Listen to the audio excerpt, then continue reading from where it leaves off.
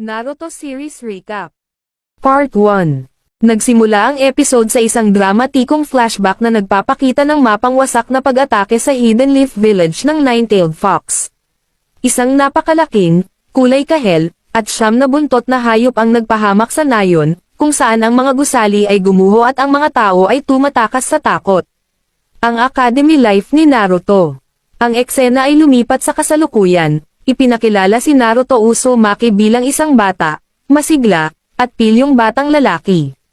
Madalas siyang nakikitang nakikipaglaro sa mga taga-nayon, na may determinado at masayang ekspresyon.